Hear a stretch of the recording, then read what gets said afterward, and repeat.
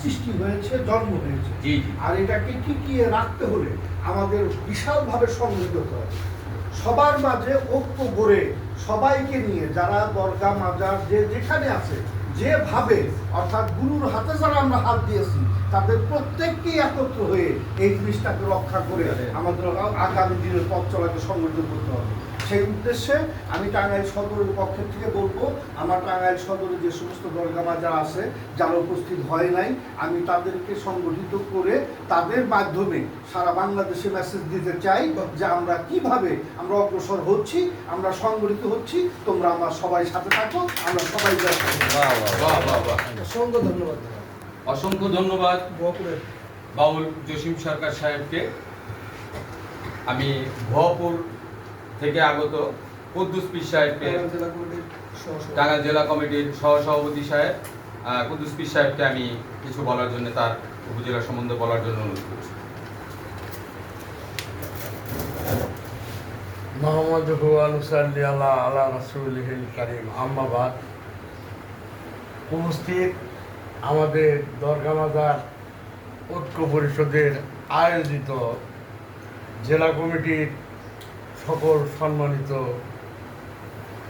জ্ঞানী সমাবেশের আজকের আলোচ্য বিষয়, আমাদের জেলা কমিটির পরে প্রত্যেক উপজেলায় কমিটি করার প্রয়োজন।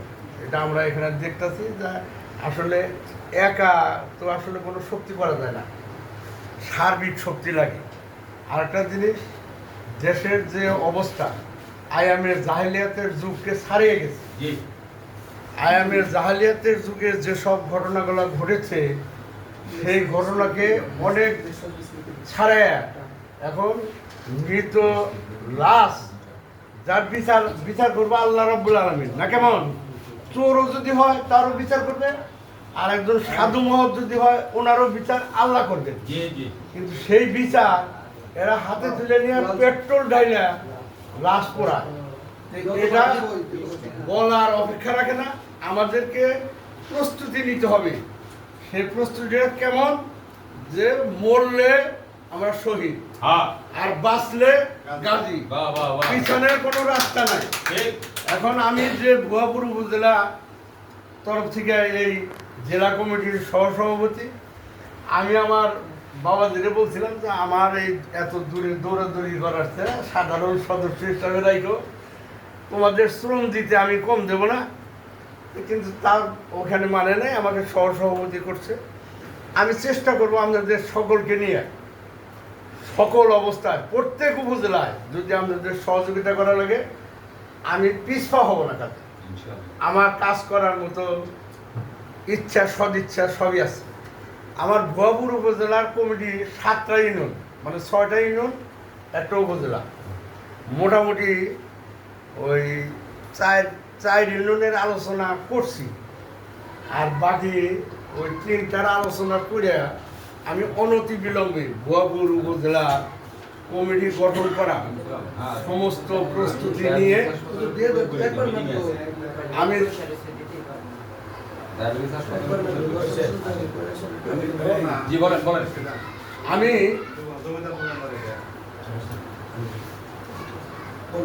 আচ্ছা, তাহলে আমাদের ভুয়াপুরের উপজেলা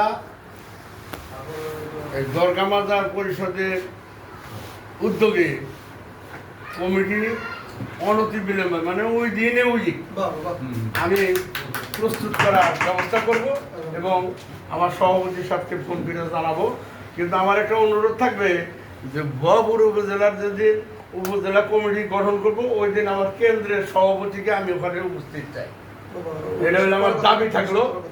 এই দাবিটা সভাপতি সাহেব উপরে যোগাযোগ করে আমাকে অবগত করাবেন। এই কথা রেখে আমি আর আলোচনা লম্বা করবো না, বিজ্ঞানিত করবো। সকলকে ধন্যবাদ দিয়ে আমি কথা শেষ করছি। আসসালামু আলাইকুম। ধন্যবাদ দরদিকে। তো আপনি যে দাবি করেছেন কেন্দ্রীয় কমিটির সভাপতি সাহেবকে আসার জন্য, আমরা দাবি রাখবো। সম্ভবত এটা অ্যাকসেপ্ট হবে কিনা জানি না, তবে আপনার জেলা কমিটি পুরোটা থাকবে, সেই আয়োজন আপনি রাখেন। তা তো অবশ্যই হবে, সেই আয়োজন আপনি রাখেন, জেলা কমিটি পুরোটা থাকবে আপনার পিছনে ইনশাআল্লাহ, যেহেতু আপনি আলাপ শেষ করেছেন। তাই তো এবারে নাগরপুর থেকে বলেছেন। কে বলবে? আপনার নামটা কি? জাহর কাদির সাহেবকে আমি নাগরপুরের পক্ষ থেকে কিছু বলার জন্য অনুরোধ করছি। আমি মোহাম্মদ ফজিবুল আল কাদরি। আমি নগণ্য একটা মানুষ। যাই হোক, আল্লাহ আমাকে পছন্দ করছে এখানে আসার জন্য। আপনাদের মাদার দরগা ঐক্য পরিষদ এখানে আসার জন্য তৌফিক দিয়েছে। আমাদের বংশ পূর্বের থেকে পিসাব আল্লাহ বাসাইত, আমিও ওই ধারায় আছি ইনশাল্লাহ। আমি আপনারা যে মত করেন সেই মতের সাথে আমি একসাথে আছি বলে আমি আলহামদুলিল্লাহ। তো নাগরপুরের কথা আমি আর একটু বলি, যেহেতু আমি নাগরপুরের সন্তান, কৃতি সন্তান। আমি নাগরপুর সলিমাবাদ ইউনিয়ন তেবাড়িয়া গ্রামের সন্তান। আমি বর্তমানে টাঙ্গাইলে থাকি। নাগরপুরে বাদল শাহ আছে, আরও যারা আছে এদেরকে মিলিয়ে আপনারা যে কোরামটা করবেন সেখানে প্রয়োজন হলে আমাকে ডাকবেন। দক্ষিণ নাগরপুরে তেবাড়িয়া, সলিমাবাদ, ধুনিপাড়া, কাজপাই, ধরপাসুরিয়া, মানে এই অঞ্চলটা মাগুরিয়া এই যারা আছে, দয়া করে আপনারা একটু শ্রম দেবেন। একটু শ্রম দিয়ে দয়া করে এইটা নাগরপুরটা সুসংগঠিত করবেন। কেননা এটা যদি দুর্বল থাকে আমি নিজেও দুর্বল। এই অনুরোধ রাখছি আপনাদের কাছে। ধন্যবাদ। এরপরে আবুল কাশেম সাহেব। কোন থানা?